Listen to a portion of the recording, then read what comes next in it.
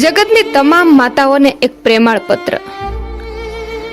પ્રિય મમ્મી, બેડરૂમના આશાવાદી ઓશિકાના સરનામે આ પત્ર તને લખું છું. આમ તો મોબાઈલમાં લાગણીઓ વ્યક્ત નથી થતી, એટલે આ પત્ર આજે લખું છું. આજે તને પત્ર લખવાના ઘણા બધા કારણો છે, અને આમ જોઉં ને તો કોઈ જ કારણ નથી. કારણ કે સમય બદલાયો છે.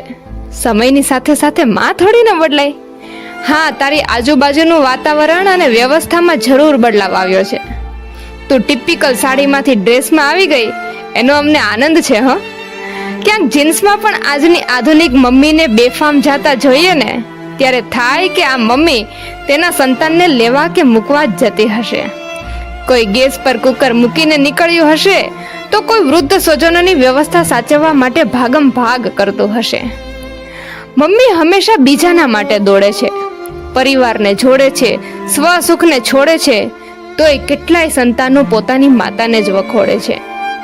ડ્રેસ કોડમાં ચેન્જ થયા છે, પરંતુ માની ચિંતામાં થોડાને ચેન્જીસ આવ્યા છે. એની ચિંતા તો પરિવાર માટે હજુ એવી ને એવી જ છે. આ પત્ર દ્વારા જગતની તમામ માતાઓને મારે ખાસ એક બે વાતો કહેવી છે કે ઘર અને પરિવારનું ધ્યાન રાખવામાં તમે તમારું પોતાનું ધ્યાન રાખવાનું ચૂકી ના જતા. તમે તમારી તંદુરસ્તી માટે સભાન નહીં રહો તો એ જ ઘરના કોઈ ખૂણામાં બેસીને કણસવું પડશે. તમારા સંતાનોની બધી જ લક્ષ્મી તમને સાજા કરવામાં વપરાઈ જશે. મહેરબાની કરીને તમે તમારા જેટલા વર્ષ થયા હોય એટલી મિનિટ તો તમે તમારા માટે કાઢજો. એટલી મિનિટ તો તમારા સ્વાસ્થ્યનું ધ્યાન રાખજો. પરિવારજનોને ગરમા ગરમ ખવડાવવામાં તમે બપોરની ગરવામાં રાખેલી રોટલી ન ખાતા. નોકરીએ સમયસર પહોંચવા માટે તમે તમારું જમવાનું સ્પીડમાં ન પતાવતા. જવાબદારીઓની બાણશૈયા વચ્ચે તમે તમારા પોતાના માટે તો જીવવાનું ભૂલી જ જાઓ છો. મમ્મી, તારા હાથે બનાવેલી દાળ બહુ જ લાજવાબ હોય છે. પણ ઘરના બધા જ સભ્યો જ્યારે જમવા બેસે ને, ત્યારે એક ગોઠણે મોબાઈલ હોય અને સામસામી મસ્તી હોય, એટલે દાળના વખાણ કરવાનું તો ભૂલી જ જાય છે. અને આમ પણ તારી દાળને બિરદાવવાનું પણ ભૂલી ગયા છીએ ને. એના માટે હવે મારે શું ફોર્માલિટી કરવા માટે ક્ષમા માંગવાની? તે તો ક્યારેય સજા જ નથી આપી, તો ક્ષમાની વાત તો ક્યાંથી આવે? તારી દાળ સ્વાદિષ્ટ છે, પણ એ તારા માટે તો ક્યારેય વધે જ ન હતી, અને છતાં પણ તે અમને તેની ક્યારેય જાણ પણ ન થવા દીધી. જાજા ભાગે તો તું સૌને જમાડીને છેલ્લે જ જમવાનું પસંદ કરતી, અને આમ પણ તને આગ્રહ કરીને જમાડે એવું તો ઘરમાં કોઈ હતું જ નહીં. ખબર નહીં મમ્મી, તારી કુંડળીમાં કદાચ આગ્રહ કરવાનું લખ્યું જ નહીં હોય. તે સહેલા રસોડાના તાપ સામે અમે સહેલો તડકો તો ક્ષુલભ છે. મમ્મી, તું અમારા બાળોતિયાથી લઈને બ્લેઝર સુધીની યાત્રાની સાક્ષી છો. પરિવારના દરેક સવાલનો જવાબ તારી પાસે હોવા છતાં પણ તું મૌન રહી છો. અને માં તે જ હંમેશા સહન કર્યું છે. એના કારણે જ તો પરિવાર તૂટતા બચી ગયો છે. અને એના માટે તારું વિશેષ કોઈએ સન્માન પણ ન કર્યું. ખેર, સન્માન તો બહુ સાઈડની વાત રહી, પણ તને કોઈએ સાંભળવાનો પ્રયત્ન સુદ્ધા ન કર્યો. અને તું પણ ક્યાં કોઈ શિરડ કે સાલની મોહતાજ? સાચું કહો તો માના ત્યાગ અને મમતાને સન્માની શકે એવું શિલ્ડ તો આ જગતમાં હજી સુધી કોઈએ નથી બનાવ્યું. સૌની રાહ જોઈ જોઈને તું સ્વયં પ્રતીક્ષા સ્વરૂપ બની ગઈ છે. બસ એ પ્રતીક્ષા અને પ્રત્યેકની ચિંતા કરવાનો તારો આ પ્રેમાળ સ્વભાવ આગળ તને ઘાતક સ્ટેજ પર ના લઈ જાય ને, એનું ધ્યાન રાખજે. સૌના માટે તે કરેલા ઉજાગરા તને માઇગ્રેન ન લાવી દે ને, એના માટે પણ ચેતી જાજે.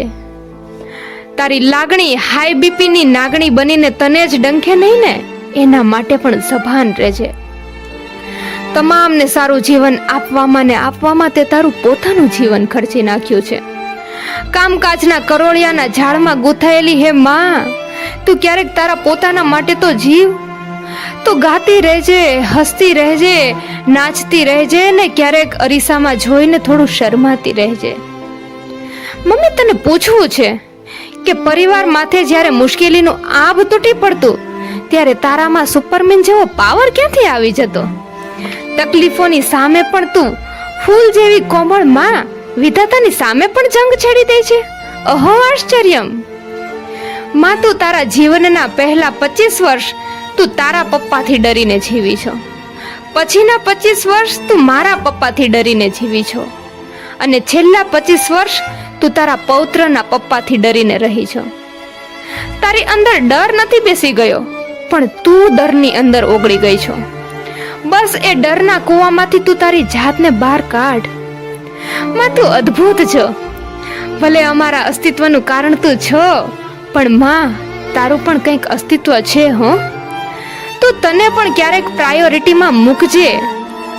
હું તને આ પત્ર લખું છું, પણ હું એ પણ જાણું છું કે તું ક્યાં સોફ્ટવેર છે કે અપડેટ થઈને તું રિસ્ટાર્ટ થઈ જવાની.